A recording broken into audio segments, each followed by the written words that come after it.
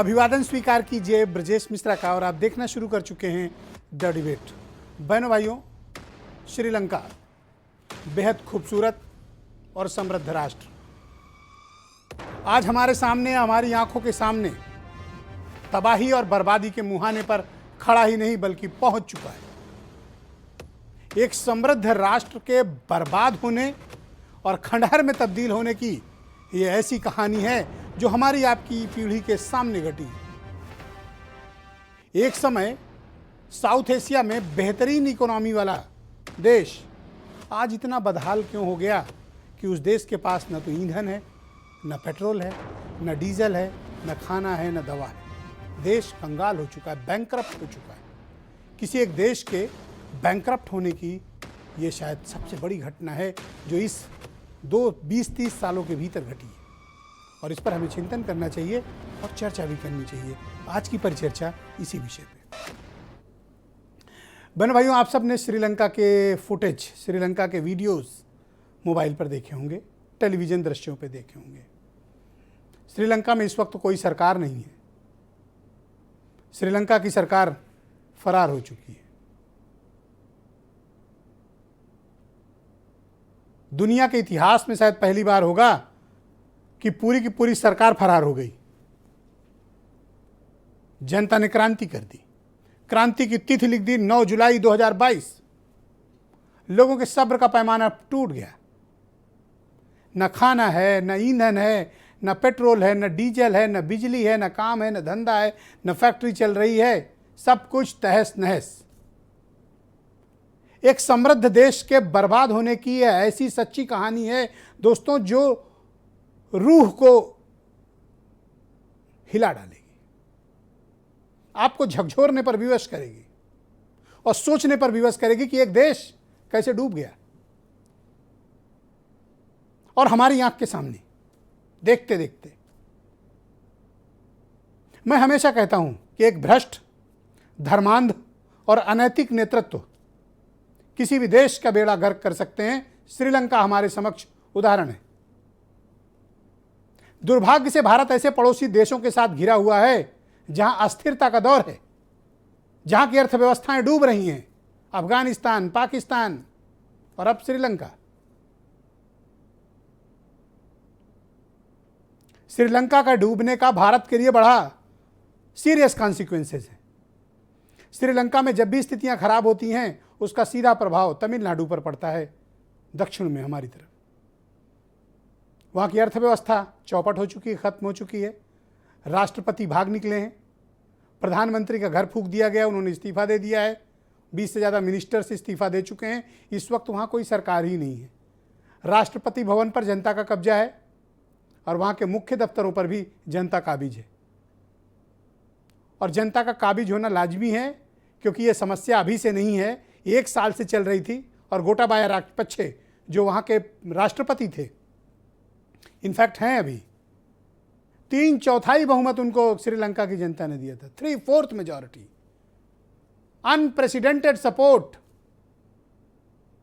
धर्मांधता और कट्टरता के चरम पर पहुंच गया था श्रीलंका, आज बर्बाद हो गया।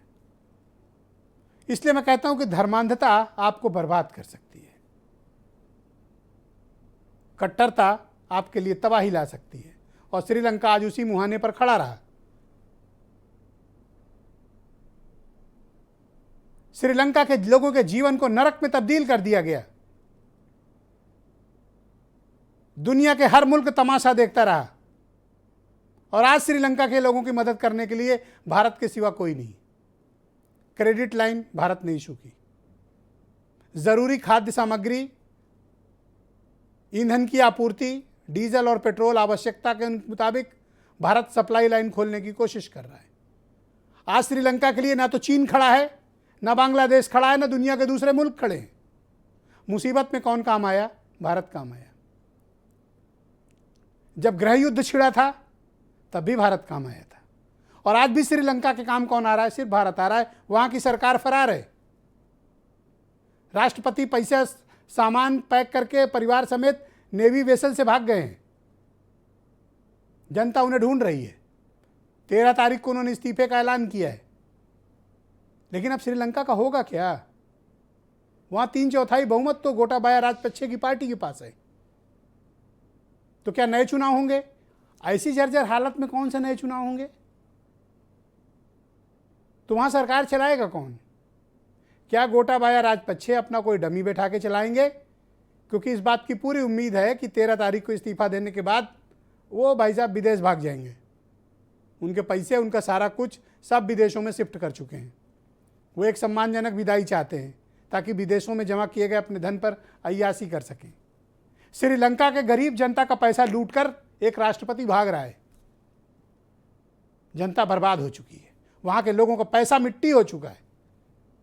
पैसा तो है लोगों के अकाउंट में, लेकिन सामान नहीं है खरीदने के लिए। करें तो क्या करें? फॉरेन रिजर्व जीरो है, चारों तरफ बेकारी है। चूल्हों पे खाना पक रहा है, खेतों में जो पैदा हो रहा है वही खा रहे हैं लोग। साइकिल से चल रहे हैं क्योंकि डीजल पेट्रोल है नहीं। आपने सिर्फ कल्पना की होगी इस तरह किसी राष्ट्र के बारे में, पर बहनों भाई हमारी आंख के सामने सच हो गया। ये अलार्मिंग सिचुएशन, खौफनाक, एक देश के, एक पीढ़ी के, एक सपने के मर जाने की कहानी है ये, और भी सच्ची, और हमारी आपकी आंख के सामने। इसलिए सावधानी की आवश्यकता है। अर्थव्यवस्था को चलाना, देश को चलाना कोई बच्चों का खेल नहीं है। It's a very very serious job. और जो समाज, जो सरकार धर्मांधता, कट्टरता, धर्म, पंथ, जाति, मजहब इसके आधार पर भेदभाव करती हो, उसका हाल श्रीलंका की तरह ही होगा।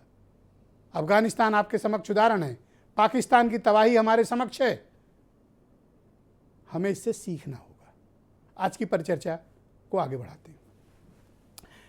विदेश मामलों के जाने माने जानकार और अवध विश्वविद्यालय के पूर्व कुलपति डॉक्टर मनोज दीक्षित, हेमंत तिवारी जी बहुत ही जाने माने पत्रकार हैं और विशेषज्ञता इनकी श्रीलंका के मुद्दे पर है।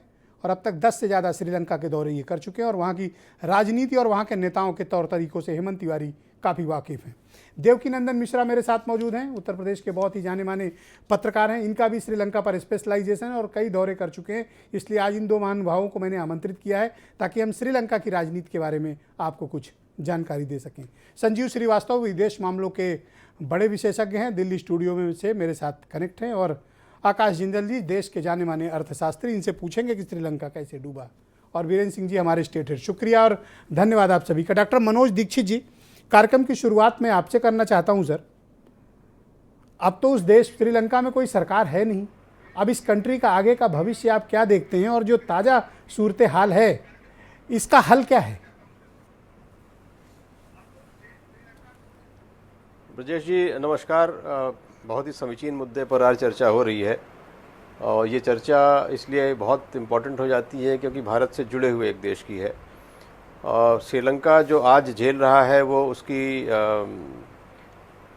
7-8 वर्षों से कमाई हुई एक विफल नीति का परिणाम है और बहुत सारे कारक तत्व ऐसे इकट्ठा हुए जिनकी वजह से आज श्रीलंका की ये स्थिति बनी है।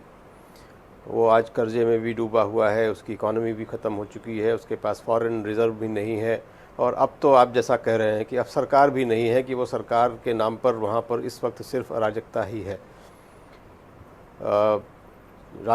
राष्ट्रपति महोदय जितनी प्रचंड बहुमत के साथ चुनकर आए थे वो उसके हिसाब से पार्लियामेंट में वो उनका कंट्रोल है, लेकिन पार्लियामेंट्री सिस्टम जो श्रीलंका का है वो अपने आप में थोड़ा सा डाउटफुल हो रहा है। वो ये है कि पार्लियामेंट में जो जब चुन के आया था उसके बाद सारी शक्तियां राष्ट्रपति ने अपने पास ले लीं और उसका एक बाद में एक अमेंडमेंट भी जारी हुआ, लेकिन वो अप्रूव हुआ है कि नहीं वो अप्रूव हुआ है इसके बारे में अभी बहुत स्पष्ट जानकारी नहीं है कि पार्लियामेंट की सुप्रीमेसी है या प्रेसिडेंशियल सुप्रीमेसी अभी भी बनी हुई है। इन कारणों से एक ही समाधान वर्तमान परिस्थिति में ब्रजेश जी मुझे जो दिखता है वो यही है कि एक नेशनल रिकन्सिलिएशन गवर्नमेंट या राष्ट्रीय सरकार एक बने जिसमें सभी पार्टियों का प्रतिनिधित्व हो। वे समझ के साथ इन परिस्थितियों में एक ही निर्णय ले सकते हैं कि वे किस प्रकार इन परिस्थितियों से सामूहिक रूप से, सामूहिक रूप से बाहर आने का प्रयास कर सकते हैं। शेष राजनीतिक लड़ाइयाँ बाद में लड़ी जा सकती हैं क्योंकि श्रीलंका अदरवाइज़ बिल्कुल डूब जाएगा, एक राष्ट्र के रूप में, एक अर्थव्यवस्था के रूप में, एक राजनीतिक व्यवस्था के रूप में। और हमारे लिए एक बड़ी कठिन चुनौती हो जाएगी कि हमारे सुदूर दक्षिण का एक बड़ा सुंदर सा राष्ट्र इस स्थिति में पहुंच जाएगा।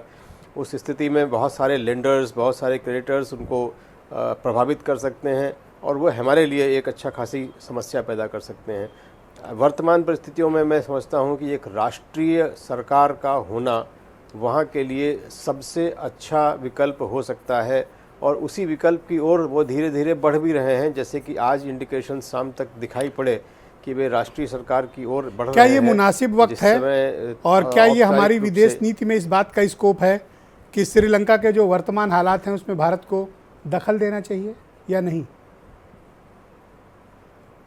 भारत की जो चूंकि घोषित नीति रही है कि वे किसी भी पड़ोसी राष्ट्र के आंतरिक मामलों में दखल नहीं देते हैं, इसलिए वे औपचारिक रूप से एक्टिवली तो दखल नहीं देंगे, जितना उनसे अपेक्षा की जाएगी सरकार द्वारा उतना ही दखल देंगे।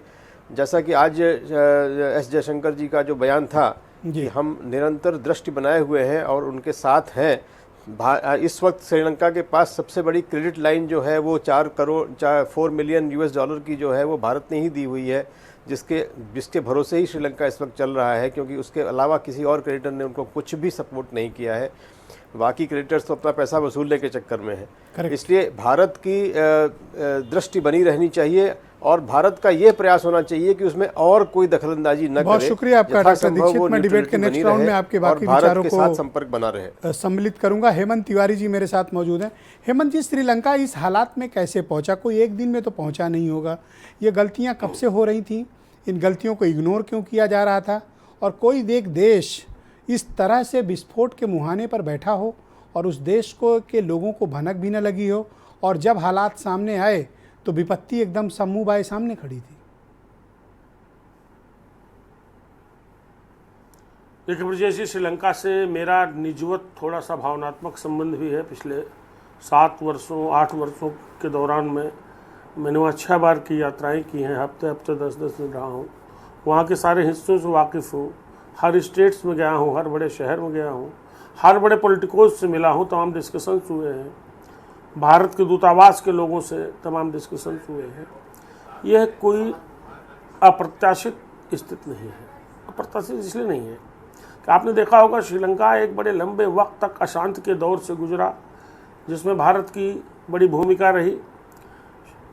उस अशांति को दूर करने में राजीव गांधी सरकार की क्या भूमिका रही, लेकिन उसके वक्त लंबा वक्त गुजरा जब वहाँ बड़ी दिक्कतें थी। और अच्छी बात क्या लगी जब हम जाकर देखते थे, जब ईस्टर्न श्रीलंका में आप चले जाइए या हम्बनटोटा, जहाँ जिसके बंदरगाह को लेकर के चाइना ने बड़ा खेला इनके साथ किया, मतलब दोबारा से जिंदा रहने की जो ज़ील मैंने देखी श्रीलंकन लोगों में बहुत बड़ी थी। टोटल आबादी उतनी है जितनी दिल्ली की है, लेकिन बहुत खूबसूरत मुल्क है, बहुत प्यारे लोग हैं। और मैं तो एक बात, खाली एक लाइन कहूँगा कि इस बर्बादी, इस लंका को आग लगाने का काम वहाँ के एक परिवार, जो सबसे सशक्त राजनीतिक परिवार राजपक्षे परिवार रहा है, उसने किया है। सारे पदों पर कब्जा, सारे पैसे पे कब्जा, नंबर 2 की कमाई, आंख मूंद कर चीन पर निर्भर रहना। तो क्या हुआ, जब बेहतरी होने लगी उसके बाद महिंदा राजपक्षे ने लंबे समय तक वहाँ सरकार चलाई। भारत हमेशा चाहता था कि महिंदा राजपक्षे का जो प्रो चाइना उनका एटीट्यूड है वो ठीक नहीं है। भारत की चिंता इस पर रहती थी और भारत ने कई बार ये चिंता व्यक्त भी की है। तो महिंदा राजपक्षे का कार्यकाल, जब महिंदा राजपक्षे किनारे हो गए और मैत्रीपाला सिरिसेना की जब सरकार वहाँ आई, मैत्रीपाला सिरिसेना महिंदा राजपक्षे के साथ ही उनके हेल्थ मिनिस्टर हुआ करते थे। उन्होंने सरकार बनाई कई दलों की मिल करके और अच्छे से चलाया। चीज़ें रिकवर होती रहीं। जो कर्ज था, कर्ज तो चूंकि बड़ा था, कर्ज में भी एक बात बता दूं, महिंदा राजपक्षे ने चीन पर इतना ज़्यादा डिपेंडेंस दिखाई कि उन्होंने IMF से कर्ज नहीं लिया, इंटरनेशनल मॉनेटरी फंड से, उन्होंने चाइना से लगातार कर्ज लिया। और किन शर्तों पर कर्ज लिया, यहाँ तक श्रीलंका की न तो पार्लियामेंट जानती है न सरकार का कोई जानता है। नहीं, मैं एक आर्टिकल पढ़ रहा था, उसमें ये भी था हेमंत जी कि कितना कर्ज है श्रीलंका का, ये श्रीलंका के ऊपर चाइना का, ये आज तक चाइना ने कभी बेसिल राजपक्षे फाइनेंस मिनिस्टर बनते हैं और फिर कभी गोटाबाया राजपक्षे क्या करके प्रेसिडेंट बन जाते हैं। तो ये एक यही परिवार है जिसने शुक्रिया हेमंत जी, धन्यवाद की, लेकिन जनता को भी जी। मेरे साथ आकाश जिंदल जी मौजूद हैं, देश के बहुत ही जाने माने अर्थशास्त्री हैं। जिंदल साहब, आप मुझे बताओ, आप तो अर्थशास्त्र के अच्छे जानकार हो। एक देश की अर्थव्यवस्था डूब रही है और लोगों को क्या पता नहीं चला? वो कौन से ऐसे महत्वपूर्ण इंडिकेटर हैं जिनके जरिए ये पहले मालूम चल गया होगा कि श्रीलंका की अर्थव्यवस्था बर्बादी की तरफ मुड़ चुकी है और उस पर ध्यान नहीं दिया गया समय रहते? बिल्कुल सही कहा आपने ब्रिजेश जी, बहुत बढ़िया आपने सवाल पूछा। आज से 1 साल पहले मैंने हिंदुस्तान के कई नेशनल चैनल्स पे मेरी ऑर्गेनाइजेशन akashjindal.in की तरफ से कहा था कि श्रीलंका की अर्थव्यवस्था डाउन जा रही है बिकॉज टूरिज्म का बहुत बुरा हाल हो गया था। देखिए, श्रीलंका ने कई गलतियां की ब्रिजेश जी, जैसा आप बिल्कुल सही डायरेक्शन में जा रहे हैं। सबसे पहले तो अपनी अर्थव्यवस्था को पूरी तरह टूरिज्म के डिपेंडेंट कर लिया। अब कोरोना के 2 साल में टूरिज्म बहुत कम रही दुनिया में, हम सब जानते हैं। लोग ट्रैवल करना पसंद नहीं कर रहे थे, ट्रैवल की एडवाइजरी भी नहीं थी। और उससे बड़ा जो श्रीलंका ने, मुझे एक देसी शब्द इस्तेमाल करना पड़ेगा, श्रीलंका ने एक बीमारी पाल ली थी जिसका नाम था चाइना, और उससे दुनिया को भी बहुत कुछ सीखने को मिलना चाहिए। OBOR, one belt one road project के नाम पे चाइना एक्सॉर्बिटेंट रेट पे they kept on lending to Sri Lanka. Hambantota port Sri Lanka का उन्होंने ले लिया, वो तो आज बच्चा बच्चा जानता है। और श्रीलंका की इकोनॉमी को नीचे लाने में, डाउन लाने में चाइना का बहुत बहुत इंपॉर्टेंट रेलिवेंट रोल रहा है। और अब श्रीलंका के लोग जानते हैं, अब वो चाइना कहीं नहीं दिखाई दे रहा। आज अगर कहीं दिखाई दे रहा है मदद के रूप में तो हिंदुस्तान। उसके अलावा एक और चीज आपके क्वेश्चन से बड़ी, तो सर वहाँ की सरकार क्या कर रही थी? वहाँ का वित्त मंत्रालय क्या कर रहा था? श्रीलंका का सेंट्रल बैंक क्या कर रहा था ये जब कुछ हो रहा था? बहुत अच्छा आपने प्रश्न पूछा। वहां की सरकार ने चाइना के ऊपर ओवर डिपेंडेंस शो की, चाइना से हाईली एक्सॉर्बिटेंट रेट पे लोन लेते रहे। अपना एक स्ट्रेटेजिक पोर्ट हम्बनटोटा, जो कि डिफेंस के हिसाब से भी, ट्रेड के हिसाब से इतना इंपॉर्टेंट पोर्ट था, वो भी चाइना के हवाले कर दिया। तो वहां की सरकार तो ये काम कर रही थी, और वहां की सरकार और काम कर रही थी। उन्हें पता था इकोनॉमी वीक चल रही है, तब भी गैसोलीन, पेट्रोल लोगों को हाईली सब्सिडाइज रेट पे दे रही थी। जनता तो नादान होती है, अपने काम में लगी होती है, उन्हें समझ ही नहीं आ रहा था जनता के लोगों को कि हमारी ही जेब से पैसा निकाल के हमें दिया जा रहा है। और विदेशी एक चीज मैं और पॉइंट आउट करना चाहता हूं, बड़ा इंपॉर्टेंट। अब एक और देश है हमारा जरूरत से ज्यादा प्यारा पड़ोसी पाकिस्तान, वो भी उसी राह पे चल रहा है जो काम श्रीलंका ने किया था। उन्होंने भी चाइना के ऊपर ओवर डिपेंडेंस दिखाई है OBOR में। श्रीलंका की इकोनॉमी के कोलैप्स होने से हमें सीख क्या लेनी चाहिए? दुनिया को क्या सीखना चाहिए? सबक क्या लेना चाहिए? दुनिया को सबसे बड़ा सबक, मैं उसी तरफ जा रहा था कि चाइना के साथ पाला हुआ प्यार जो है कहां पहुंचाता है, वो सबको दिख रहा है जो OBOR के पार्टिसिपेंट थे। दूसरी चीज कि आपका एक ही चीज पे ओवर डिपेंडेंस, वो गलत है। तीसरा, श्रीलंका एक ऐसी इकोनॉमी थी, जो मेरी ऑर्गेनाइजेशन akashjindal.in का मानना है, मैन्युफैक्चरिंग और एक्सपोर्ट्स में बहुत आगे चल सकती थी, क्योंकि आइलैंड नेशन है। जिस तरीके से इसके लॉजिस्टिक्स थे, चाहे सार्क कंट्री हो, चाहे आसियान कंट्रीज हो, चाहे गल्फ कंट्रीज हो, इन सबसे के लिए मैन्युफैक्चरिंग करना, सप्लाई करना, बहुत उसके लिए अच्छी पोजीशन में थे वो लॉजिस्टिक्स वाइज। और एक चीज मैं और जो कहना चाहता हूं बाहर, कि दुनिया को क्या सीख लेनी चाहिए, खासकर हमारे प्यारे पड़ोसी पाकिस्तान को क्या सीख लेनी चाहिए। आज एक आपके सामने डेटा रखना चाहता हूं जिससे श्रीलंका की प्रॉब्लम भी क्लियर हो जाएगी दुनिया के सामने। आज चाइना ने पाकिस्तान को कैसे बेवकूफ बनाया है। उनका सबसे प्यारा प्रोजेक्ट है इंफ्रास्ट्रक्चर का CPEC। चाइना ने पाकिस्तान को उस पर लोन दिया है 3.76% पे। जो भी व्यक्ति इंटरनेशनल लैंडिंग इंफ्रास्ट्रक्चर की जानता है, वो जानता है बहुत ही हाई रेट है। अब इधर देखिए पॉलिटिकल सूझबूझ, हिंदुस्तान ने हमने भी अपने infrastructure project bullet train sir Pakistan के साथ वो करेगा कि ग्वादर पोर्ट ले लेगा उनका। जी जी, जैसे हम्बनटोटा ले लिया वैसे ग्वादर पूरा करने दीजिए, मुझे 10 सेकंड पूरा करने दीजिए। अब हमने इंफ्रास्ट्रक्चर प्रोजेक्ट बुलेट ट्रेन के लिए लोन लिया, किस रेट पे? 0.1%। तो हिंदुस्तान जो कर रहा है वहां पॉलिटिकल सूझबूझ, इकोनॉमिक सूझबूझ, प्रूडेंस है। और जैसे आपने कहा ग्वादर बिल्कुल सही डायरेक्शन में जा रहे हैं। वहां CPEC के दोनों तरफ चाइना हावी हुआ पड़ा है। ग्वादर में तो ऑलमोस्ट चाइना की कॉलोनी बन चुकी है। तो कहीं ना कहीं दिख रहा है कि चाइना जो ड्रैगन है वो हायर रेट ऑफ इंटरेस्ट पे छोटे कंट्रीज को लोन देता है, पाकिस्तान को वो ऑब्सोलीट पार मशीनरी महंगे रेट पे बेचता रहा, और अब जो है पाकिस्तान की भी क्रेडिट रेटिंग पे सवाल खड़े हो रहे हैं। मेरे हिसाब से जैसे आपने शुरू में कहा था, श्रीलंका के बाद पाकिस्तान का क्या नंबर आएगा, अफगानिस्तान की क्या पोजीशन होगी, ये वक्त ही बता सकता है। बट आने वाले समय के लिए जो आपने कहा सबक सर, उनको ही नहीं भारत को भी सबक लेना चाहिए सर, सीखना चाहिए कि गलतियां मत करो। देखिए, भारत को जो है एक चीज मैं यहां कहूंगा, 2 साल हमने कोरोना के देखे, उसके बाद रशिया यूक्रेन वॉर देखी, आज मेरी ऑर्गेनाइजेशन आकाश जिंदल.in का मानना है, और ये जो मैं डेटा देने जा रहा हूं ब्रजेश जी, वो आकाश जिंदल या आकाश जिंदल.in का नहीं है, दुनिया भर की जीडीपी ग्रोथ डाउन करके रशिया यूक्रेन वॉर के कारण 2.7% की एस्टिमेट की जा रही है साल की, और भारत की एस्टिमेट की जा रही है 7.5% की। भारत को सीखने को दुनिया से बहुत कुछ है, बट दुनिया को भी अब भारत से बहुत कुछ सीखने को है। जिस तरीके से बहुत हमने शुक्रिया आपका कोरोना जिंदल साहब। मैं डिबेट के और दूसरे चरण में आपकी बाकी विचारों को भी स्थान दूंगा। मैं सीधे रुख करता हूं देवकी नंदन मिश्रा का। बहुत ही जाने माने पत्रकार हैं और श्रीलंका के मामले में काफ़ी जानकारी रखते हैं।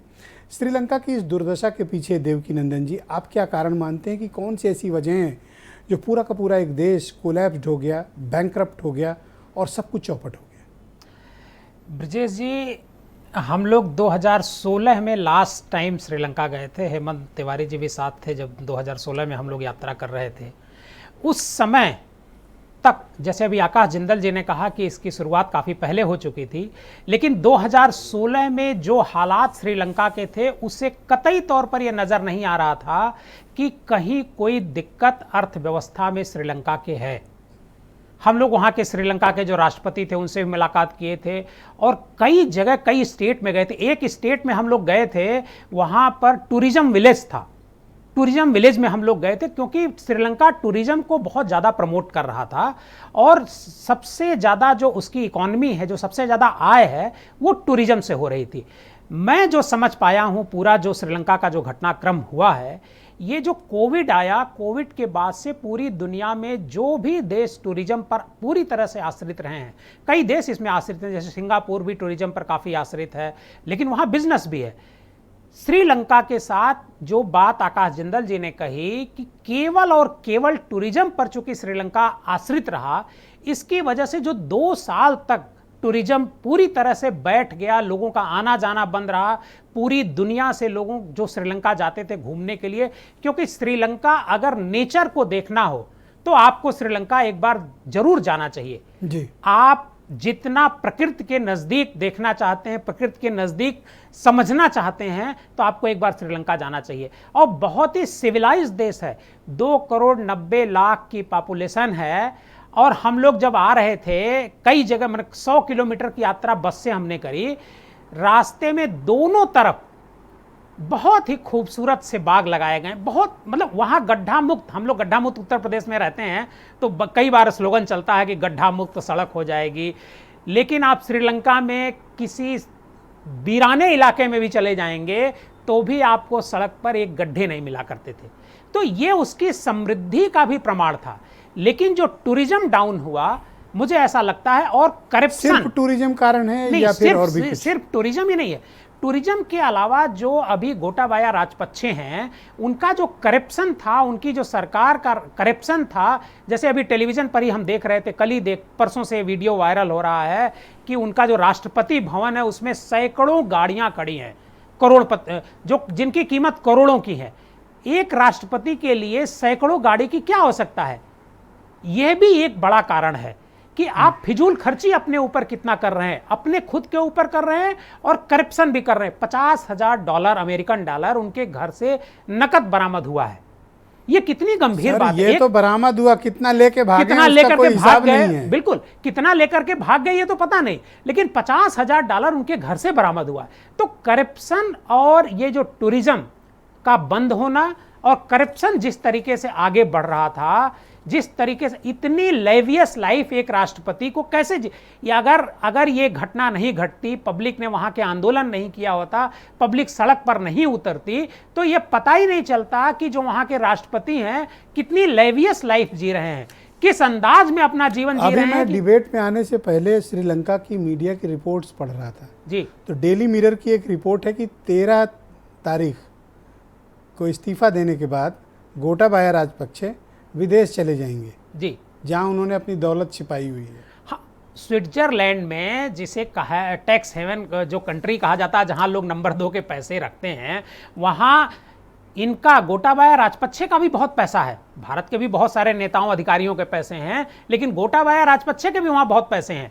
और 13 को जब वो राष्ट्रपति पद से इस्तीफा देंगे तो उनकी कोशिश है कि उनका ही कोई आदमी पपेट जो है बैठ जाए और चेयर उनको पर, सेफ एग्जिट मिल जाए और उनको सेफ एग्जिट मिल जाए, और सारे जो आरोप लग रहे हैं उन आरोपों से उनको बहुत वो बरी शुक्रिया कर दें। आपका। मैं संजीव श्रीवास्तव जी को आमंत्रित करता हूं, दिल्ली स्टूडियो से मेरे साथ जुड़े हुए हैं। संजीव जी, बहुत शुक्रिया आपका। हम लोग आज श्रीलंका की क्राइसिस पर चर्चा कर रहे हैं।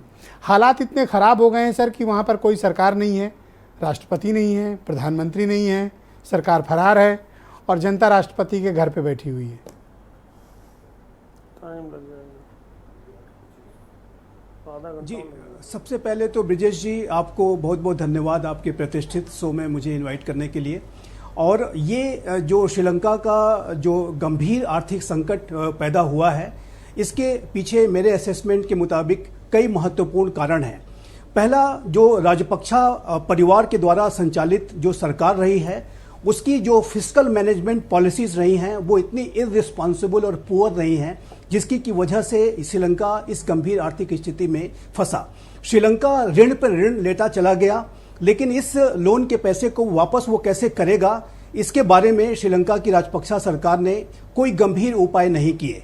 और मैं ये भी कहूँगा ब्रिजेश जी कि जो राजपक्षा परिवार के पहले जो शिवसेना की सरकार थी, जो उनकी भी कहीं ना कहीं जिम्मेदारी बनती है। ये जो ऋण की जो नीति रही है, गैर जिम्मेदाराना ऋण की लेने की जो नीति रही है, उसके लिए अन्य सरकारें भी जिम्मेदार हैं। लेकिन राजपक्षा जो सरकार रही वो सबसे अधिक जिम्मेदार है, लंबे समय तक उसका शासन रहा है। और जब अभी हाल की जो उनकी नीतियां रही हैं वो जाहिर है कि बिल्कुल नकारात्मक रही हैं, अदूरदर्शी रही हैं। राजपक्षे का व्यवहार उन्होंने खासतौर पर जो इंडियन ओरिजिन तमिलियंस हैं, इनके खिलाफ इतना भयानक था कि उस आदमी ने तमिलियंस के खिलाफ घृणा का माहौल फैला रखा था। घृणा के आधार पर वो सरकार चला रहा था वो भी। जी, आपने ये बहुत ही महत्वपूर्ण, लोग स्वीकार नहीं करना चाहते हैं जी आपने ये बहुत ही पर ये महत्वपूर्ण सच्चाई यही है। घृणा के आधार पर कभी सरकारें नहीं चल सकती सर, जी डूबती हैं ऐसी सरकारें। अफगानिस्तान देखिए, घृणा के आधार पर चल रहे हैं, आज कहां पर खड़े हैं। श्रीलंका उदाहरण बन गया है सर सामने।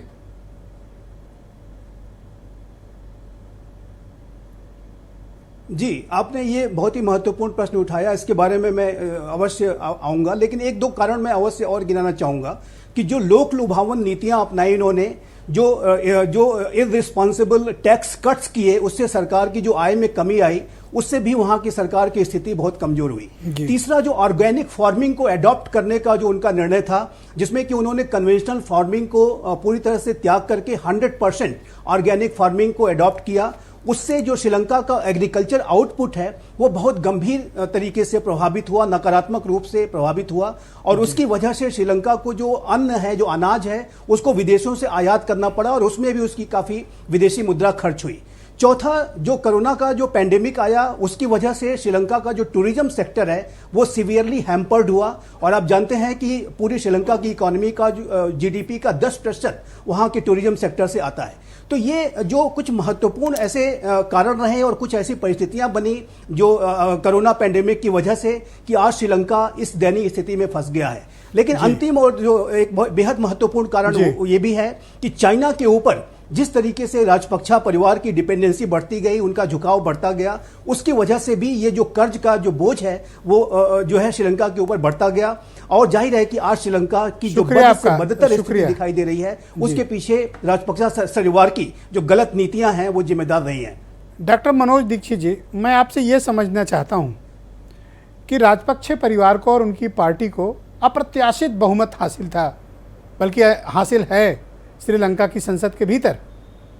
तो उनको चुना तो जनता ही ने था ना। किस आधार पर एक व्यक्ति को जो सरकार चलाने में अक्षम हो, जो भ्रष्ट हो, जो अनैतिक हो, जो धर्मांध हो, उसको श्रीलंका की जनता ने सिर आंखों पर बिठा रखा था और आज अपनी दुर्दशा के लिए उसी को जिम्मेदार बता रहे हैं। ब्रजेश भाई देखिए, दोनों ही पहलू हैं कि जब 2000 ये श्रीलंका की क्राइसिस इतनी नई भी नहीं है जिसको हम लोग अभी के परिप्रेक्ष्य में लें। श्रीलंका की क्राइसिस हमेशा से रही है, लगभग 50 वर्षों से ये क्राइसिस है कि उनका बैलेंस ऑफ पेमेंट कभी भी पॉजिटिव नहीं रहा। लेकिन सरकारें आती गईं, सरकारें चलती गईं। ये 2015 के बाद से ये जो क्राइसिस ज़्यादा, जो पिछले 7 वर्षों की क्राइसिस है जिससे ये स्थिति में पहुँचे हैं। इन्होंने जब 15 का चुनाव हुआ और मुख्यतः क्या हुआ कि 2019 के चुनावों तक आते आते इन्होंने चुनाव जीतने के लिए इतनी लोक लुभावन नीतियाँ, इतने लोक लुभावन टैक्स कट्स, इतनी ज़्यादा फ्रीबीज़ की बौछार कर दी कि ये प्रचंड बहुमत से जीत तो गए, जैसा कि दिल्ली में भी हुआ। लेकिन उन फ्रीबीज़ की जो कीमत है वो किसी राष्ट्र को चुकानी ही पड़ती है। और उसके अलावा 2 पक्ष और भी आए। जो 2019 के घटनाक्रम अगर आपको याद हो, जो बड़ी संख्या में क्रिश्चियंस के साथ अटैक हुआ, वहाँ पे सेक्टेरियन वायलेंस हुआ जिसमें 250 से ज़्यादा लोग मारे गए, चर्चेस पर अटैक हुआ, उससे टूरिज़्म का पहला इम्पैक्ट वहीं से पड़ना शुरू हो गया था। 2019 से ही पड़ना शुरू हो गया था। वो 2020 के कोरोना सर ये भी थोड़ा सा बताइए हमारे देश के लोगों को कि इस व्यक्ति ने तमिलियंस के खिलाफ इतनी घृणा क्यों फैलाई? जाहिर है सत्ता पाने के लिए श्रीलंका की जिस प्रकार की जो पॉलिटिकल और ज्योग्राफिकल स्थिति है उसके हिसाब से बड़ा स्पष्ट है कि तमिल और सिंगलीज को डिवाइड किए बगैर किसी भी सरकार को ऐसा लगता है कि वो स्पष्ट बहुमत नहीं पा सकती। उन्होंने तमिलियन के खिलाफ माहौल बनाया, तमिलियन को क्रश किया और सिंगलीज का प्रचंड बहुमत प्राप्त करते हुए वो वहाँ पहुँच गए। सत्ता तो उन्हें प्राप्त हो गई, लेकिन आप जानते हैं कि जंगलों का बहुत बड़ा हिस्सा तमिलियंस के पास ही है, खेती का बहुत बड़ा काम तमिलियंस के पास ही है। और उस घृणा के कारण उन्होंने एक ऐसी व्यवस्था को अपना लिया जिसको बेल आउट करने के लिए उनके पास कर्जे के अलावा कोई चारा नहीं था। और ऐसे जो निरंकुश किस्म के शासक होते हैं, जिनको चाहे लोकतांत्रिक रूप से इतना प्रचंड बहुमत मिल जाए या वे किसी अन्य माध्यम से सत्ता पर आ जाए, आपको याद होगा फिलीपींस के फिरोज मार्कस हों या पूरा ईस्टर्न यूरोप के जितने भी ढेर सारे देश थे, वे सब इसी दुर्गति को प्राप्त हुए थे और उनके सबके पास अखंड संपत्तियां प्राप्त आ गई थी। वे सभी लोकप्रिय नेता हुआ करते थे एक समय पर। लेकिन अल्टीमेटली ये है कि अगर आप डिसीजन डिवाइड करेंगे और रूल करने के लिए डिवाइड करेंगे तो आपकी स्थिति भी वही होगी जो आज राजपक्षे परिवार की हुई है। उनका कोई विरोध नहीं था पूरे देश भर में, लेकिन उनका सर मैं तो आज हैरान रहा। मैं तो पिछले एक हफ्ते से पढ़ना शुरू किया तो वहाँ विपक्ष तो मुर्दा है ही नहीं, कुछ खड़े होने की औकात भर के भी सीटें नहीं, बिल्कुल नहीं है। मरा हुआ विपक्ष बिल्कुल नहीं है, मुर्दा उसके बिल्कुल। लेकिन ये कहते हैं ना कि लोकतंत्र में यदि विपक्ष नहीं होता है तो भी समस्याएं उतनी ही गंभीर होती हैं जितना कि मजबूत विपक्ष होने पर होता है। सर वहां तो जनता ही विपक्ष बन गई है। होने से राजपक्षे परिवार को निरंकुश सत्ता प्राप्त हो गई, और उन्होंने इतने फ्रीबीज बांटे हैं कि केमिकल फर्टिलाइजर को बैन कर देना, टैक्स को रिड्यूस कर देना। कोई नहीं सर, जनता फ्रीबी लेने के लिए राष्ट्रपति भवन खुद चल कर आ गई है कि अब जो अपने घर में रखे हो वो दे दो हमें। ब्रजेश जी मैं कुछ बोलना चाहता हूँ। वो आपको याद होगा वो फेमस सेंटेंस कि सिंहासन खाली करोगी जनता आ गई और सिंहासन को खाली करना ही पड़ा। थोड़ा 2 मिनट रुक जाइए, बीरेन जी भी आ गए हैं। दुर्भाग्य ये है कि भारत के लिए कि हम लोग एक ऐसे देश के साथ रहेंगे जो कि बहुत ही वीक हो गया है हमारे लिए। भाई बीरेन जी सोल्यूशन बताना चाहता हूँ ब्रजेश जी की सोल्यूशन क्या है इस समय। सर 1 सेकंड रुक जाए sir, Akash ji please wait. Biren ji हालात दिन पे दिन श्रीलंका के बदतर होते जा रहे हैं। मैंने तस्वीरें देखी कि स्विमिंग पूल में तैराकी हो रही है और बाथरूम में बढ़िया साबुन लगा के नहाया जा रहा है और प्रेसिडेंशियल किचन में खाना खाया जा रहा है। दारू की बोतलें घटक रही है जनता, बेड पे झूम झूम के बैठ के लोट के नाच रहे हैं। और ऐसी तस्वीरें देखकर हर कोई हैरान है। कारों का काफिला भी हेमंत जी बता रहे थे, देवकी नंदन जी भी बता रहे थे। एक आदमी ने भ्रष्टाचार, अनैतिकता, धर्मांधता और अय्यासी की हर सीमा को पार कर दिया था। देखिए ये ठीक उसी तरह से है जहां पर लोगों को डर दिखाकर, धर्म का चश्मा पहनाकर, फ्री चीज़ें बांटकर आज श्रीलंका को कंगाली के कगार पर लाकर खड़ा कर दिया गया है।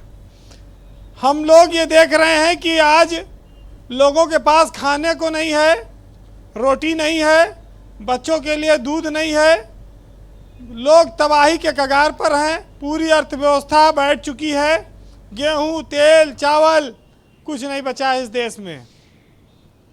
तो जिस देश की मुद्रा खत्म हो चुकी हो, देश दिवालिया घोषित हो रहा हो, वहाँ पर जनता के सामने क्या है, ये फौरी क्षणिक राजभवन का जो आनंद है, राष्ट्रपति भवन का, ये तो सिर्फ एक जो आक्रोश है, और ये कह लीजिए कि थोड़ी देर के लिए लोग इन सुविधाओं को जिन्होंने कभी देखा ना होगा वो हासिल कर रहे हैं। लेकिन आज करोड़ों निर्दोष लोग बेवजह मर रहे हैं श्रीलंका में। श्रीलंका भारत का पड़ोसी देश है, उसका असर भारत पर आएगा, लेकिन जिस देश में राजनीतिक रूप से शीर्ष नेता भ्रष्टाचार में लिप्त हो जाए वो देश तबाही की ओर जाता है। अभी एक बात आई कि ये श्रीलंका में, ये बात आज नहीं आई, 2019 में आतंकवादी हमले से इसकी शुरुआत हुई थी, जिसके बाद पर्यटन उद्योग पर एक बड़ा असर पड़ा। आज 5 स्टार होटल सब खाली पड़े हैं, जितना लग्जरी जीवन शैली है श्रीलंका की वो ख़त्म हो चुकी है। करोड़ों अरबों का रोज नुकसान हो रहा है। पेट्रोल पंप पर 2-2 दिन से लोग लाइन लगाए हैं, 5 लीटर तेल मिलना मुश्किल है। किस दौर जा रहा है? जैविक खेती को रोककर जिस तरह से सरकार ने एक गलत फैसला किया था, उसका परिणाम है कि खाद्यान्न संकट भी सामने है। 10 में से 9 परिवार एक टाइम खाना खा रहे हैं, जिससे कि खाने की जरूरत पड़े तो लंबे समय तक लोग जीवित रह सकें, उनके बच्चे जीवित रह सकें। जिस देश में पर्यटन से बहुत बड़ा राजस्व आता था, वहाँ पर कोरोना के बाद पर्यटन भी बर्बाद हो गया। समस्या इस देश की है, जिन जिन देशों में पर्यटन भूमिका मुख्य रही, वहाँ कोरोना की तबाही से आज भी वो देश उबर नहीं पाए हैं। 17.85 मिलियन श्रीलंकन रुपया राष्ट्रपति के घर में था, $50,000 के करीब। खैर जनता देखिए, जनता ने खाया पिया चाहे जितना, लेकिन पैसा सब पुलिस के हवाले कर दिया। वहाँ जनता आज भी इतनी ईमानदार है, हमारे यहाँ होती तो पता नहीं कितना लूट ले जाते। यहाँ तो स्पिरिट अगर टैंकर गिर जाए तो फ्री में पिए वाले गांव भर इकट्ठा हो जाते हैं, पी पी के मर जाएं। ये भी एक तुलना आप देखिए। देखिए हमारे यहाँ राष्ट्रपति भागते हैं अगर हाँ, कोई लूटपाट नहीं हुई। वैसे ये बात आपने सही कही कि मतलब कोई नष्ट नहीं किया सामान, न लूटपाट हुई, बस खाना पीना खा के स्विमिंग पूल में नहा के और साबुन वाबुन लगा के थोड़ा शैम्पू वैम्पू करके बढ़िया अच्छे से वॉश, हाँ, शावर ले के। कई दिनों की जो गंदगी और गर्मी थी वो सब उन्होंने अपना उतारा, वहाँ नहा धो। मुझे सबसे बेहतरीन फोटो लगी, एक व्यक्ति जो है वो स्विमिंग पूल के बाहर बढ़िया साबुन वाबुन लगा के बढ़िया शैम्पू वैम्पू लगा के नहा रहा था। तो सोचिए क्या क्या दृश्य है। राष्ट्रपति जो है आज एक द्वीप पर छुपे हुए हैं कहीं, और देखिए वो कहाँ जाते हैं, किससे शरण मांगते हैं। रुपया पैसा बहुत लूटा है पूरे देश को इन लोगों ने, इनके पूरे परिवार ने, राजपक्षे के। लेकिन एक बड़ी बात अभी आई कि धर्म का डर दिखाकर, तमिलों का डर दिखाकर, एलटीटी का डर दिखाकर इस देश को कैसे धीरे धीरे कंगाली के रास्ते पर ले जाया गया। रविन्द्रनाथ टैगोर जी ने लिखा है जी वीरेन जी कि देशभक्ति हमारा आखिरी सहारा नहीं हो सकती। मैं कभी हीरो के दाम पर शीशा नहीं खरीदूंगा, और जब तक मैं जिंदा हूं देशभक्ति को मानवता से कभी ऊपर नहीं होने दूंगा। तो लोगों को थोड़ा सा ये अंतर समझना चाहिए कि जब आदमी की परछाइयाँ कद से और बातें औकात से बड़ी होने लगे तो समझिए कि उस देश का, उस नेता का सूरज डूबने वाला है। और यही हुआ। जी वीरेन जी, कहते हैं कि जो मुल्क का जो राजा होता है, कहते हैं कि फकीर की जो भूख होती है वो सिर्फ एक जान खाती है, लेकिन बादशाह की भूख पूरा मुल्क खा सकती है। ये श्रीलंका उसका सबसे बड़ा उदाहरण है आज की तारीख। बहुत बेहतरीन बात कही।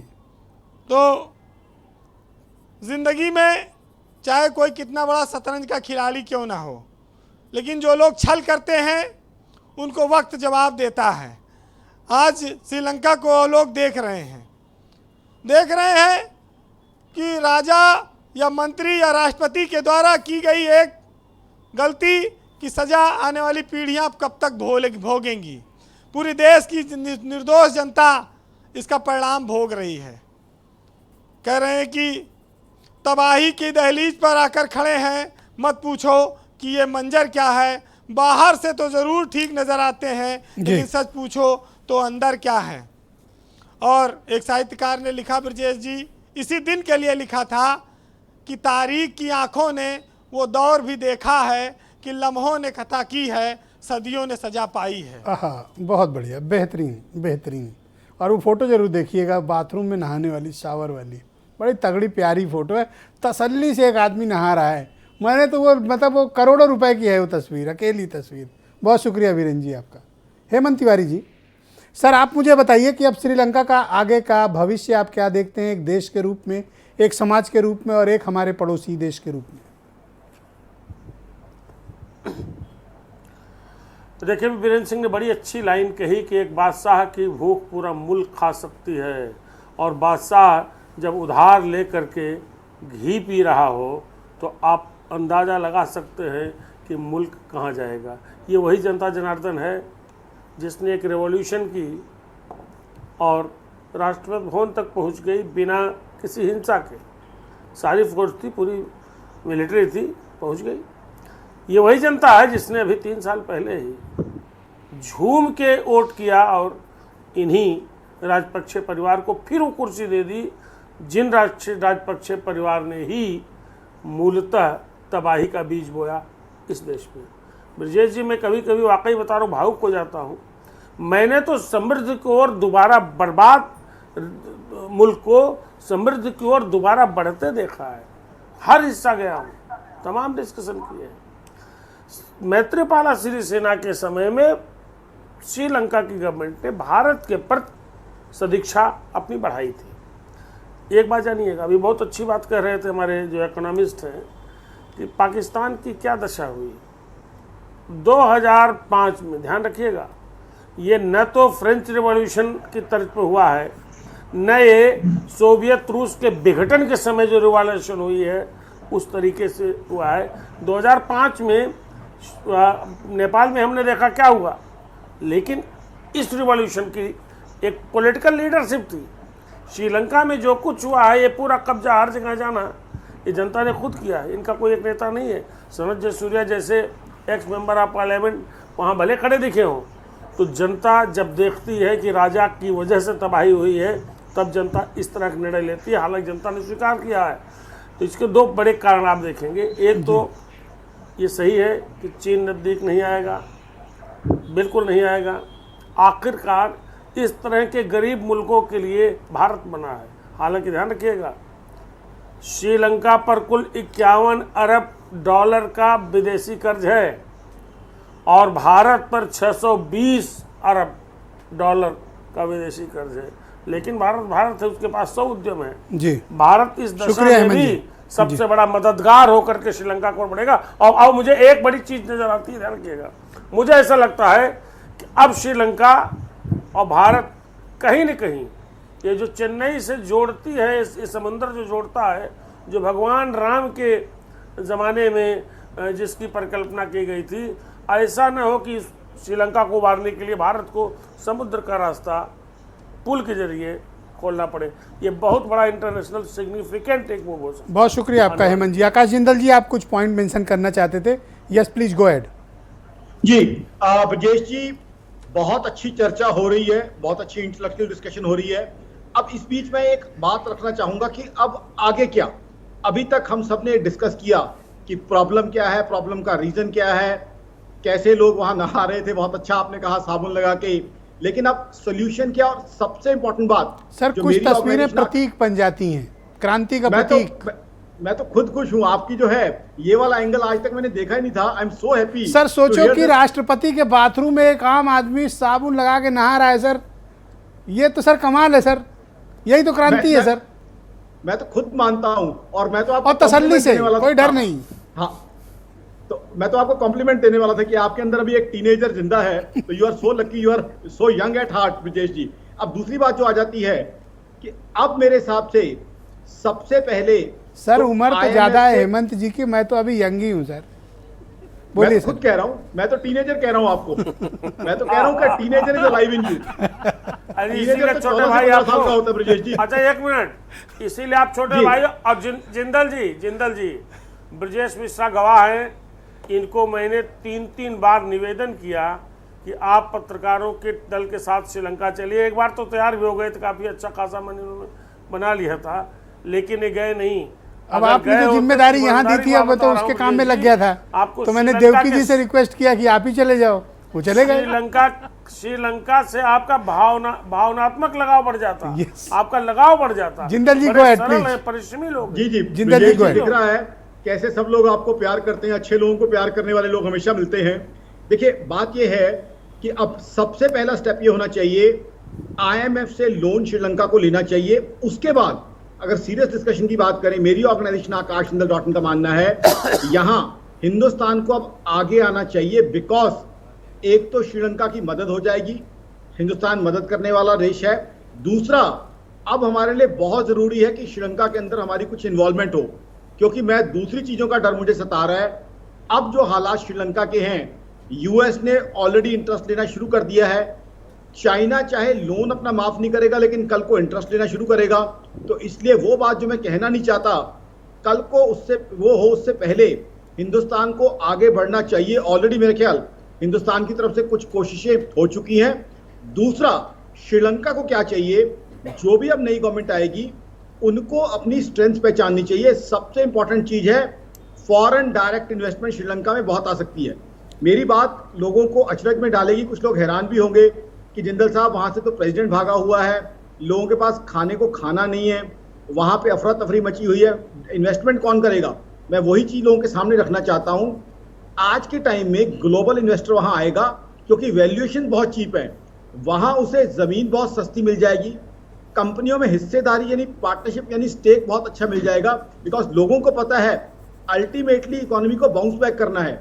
तो कहीं ना कहीं श्रीलंका को पहले ब्रिज लोन लेना चाहिए, उसके बाद ग्लोबल मनी को लाना चाहिए और इकोनॉमी को डाइवर्सिफाई करना चाहिए, मैन्युफैक्चरिंग का हब बनाना चाहिए। जैसे मैंने शुरू में कहा था, श्रीलंका के लॉजिस्टिक्स इतने अच्छे हैं उस आइलैंड नेशन के कि चाहे सार्क कंट्रीज हो, south Asian association of regional cooperation, चाहे आसियान नेशंस हो, चाहे गल्फ, उन सबको लॉजिस्टिक्स के हिसाब से सूट करता है। और हिंदुस्तान को सर, श्रीलंका की सबसे बड़ी ताकत उसकी अपनी लोकेशन है जी। पूरे सेंट्रल एशिया को, पूरे यूरोप को वो एशिया से, ईस्ट एशिया से कनेक्ट करता है। अगर वो चाहें तो पोर्ट का पूरा व्यापार कर सकते हैं, वो दुनिया की इकोनॉमी कंट्रोल कर सकते हैं, वो बशर्ते उनके विल पावर, विजन, सोच और समझदारी हो। ये तो वहां के नेताओं की मूर्खता है कि जो उन्होंने उसका सही इस्तेमाल नहीं किया उस देश का। बहुत बढ़िया, बहुत बढ़िया। आप जो है जिस डायरेक्शन में मैं बात कर रहा था, you are in that direction only.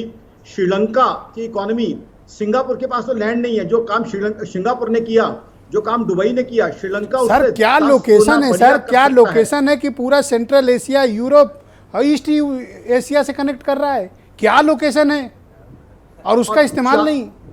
दुर्भाग्य से आइलैंड नेशन, दुर्भाग्य आइलैंड नेशन है।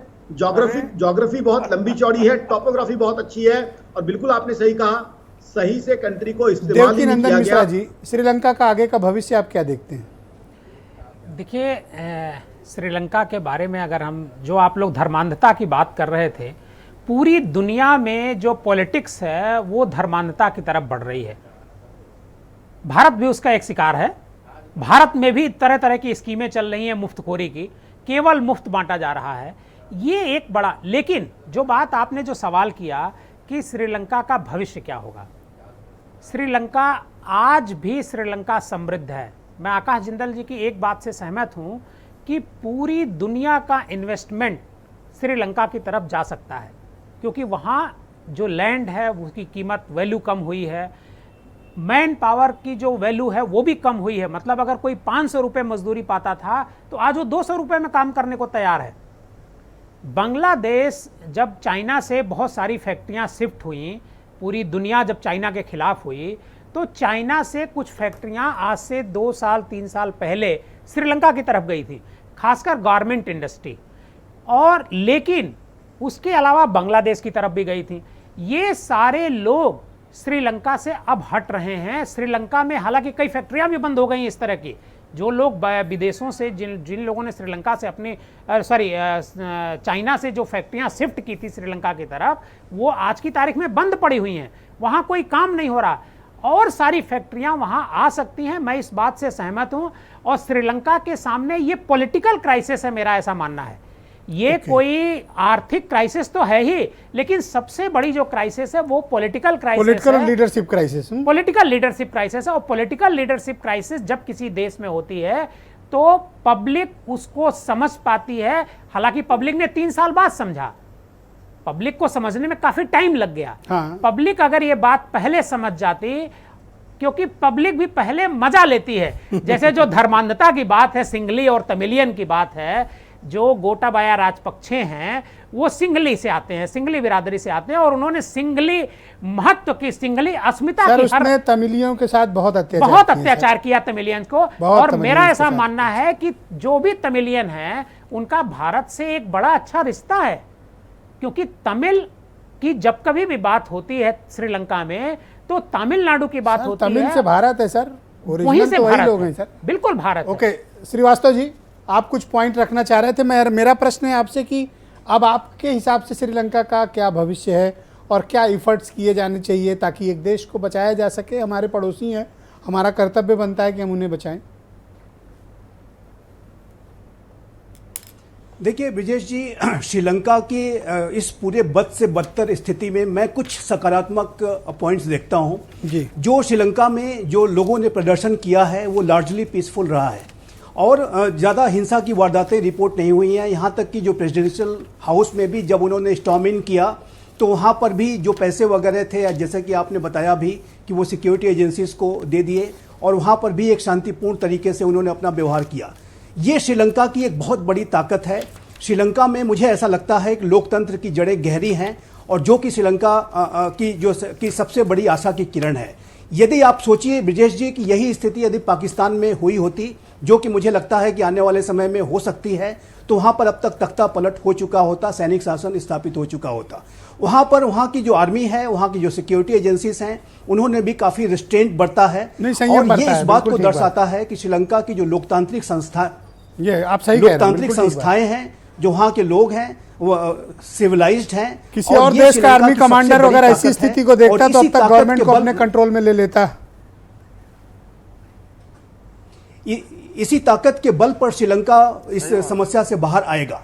जहां तक आगे आने वाले भविष्य की बात है तो मुझे ऐसा लगता है कि इंटरनेशनल मॉनेटरी फंड से जो नेगोशिएशन श्रीलंका के चल रहे हैं वो उन्हें जल्द से जल्द कंक्लूड करने होंगे, ताकि कम से कम $3 बिलियन की जो राशि है उन्हें जल्द से जल्द अवेलेबल हो सके, ताकि श्रीलंका अपनी एसेंशियल कमोडिटीज जिसमें कि फूड है, फ्यूल है, हेल्थ रिलेटेड जो मेडिसिन एक्सेट्रा को जल्द से जल्द वो आयात कर सके और ताकि लोगों की जो दैनंदिन समस्याएं हैं वो दूर हो सके। लेकिन श्रीलंका को यदि अपनी इकोनॉमी को ट्रैक पे लाना है तो उसे गंभीर आर्थिक सुधारों को करना होगा, विजनरी स्टेप्स लेने होंगे, रिफॉर्मिस्ट स्टेप लेने होंगे, तभी जाकर के श्रीलंका की इकोनॉमी आने वाले भविष्य में बेहतर हो सकेगी।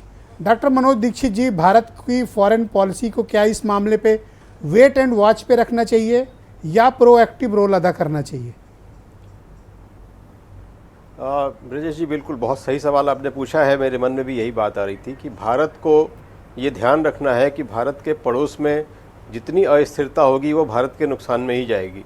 इसलिए भारत को एक एक्टिव रोल अदा करना है और ये इंश्योर करना होगा कि श्रीलंका में एक प्रो इंडियन सरकार का गठन हो, भारत उसमें अपनी एक्टिव भूमिका निभाए। भारत को वो काम नहीं करना है जो गलती से हमने नेपाल के साथ किया था। आज नेपाल से संबंध हमारे सुधरने में बहुत समस्याएं आ रही हैं। श्रीलंका के साथ हमें रिलेशनशिप ही नहीं मेंटेन करनी है, श्रीलंका हमारी स्ट्रेटेजिक रिलेशनशिप के लिए भी बहुत इंपॉर्टेंट है।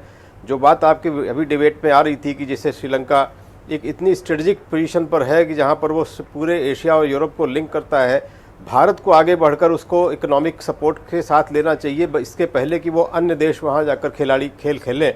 भारत को चाहिए कि एक भारत समर्थित, भारत की तरफ उन्मुख एक सरकार का निर्माण वहां पर हो जाए और भारत अपना एक्टिव रोल श्रीलंका में निभाता रहे। ये भारत के भी हित में होगा, ये श्रीलंका के हित में भी होगा और ये पूरे विश्व के हित में भी होगा। मैं आप सबका बहुत आभार प्रकट करता हूं कि आप सबने अपने अपने अत्यंत मूल्यवान विचार आज की परिचर्चा में प्रस्तुत किए हैं और मुझे पूरी उम्मीद है कि श्रीलंका इस बड़ी क्राइसिस से ज़रूर बाहर निकलेगा और श्रीलंका में लोकतंत्र और जनता की जीत होगी। आप सबका बहुत शुक्रिया इस कार्यक्रम को देखने के लिए। नमस्कार।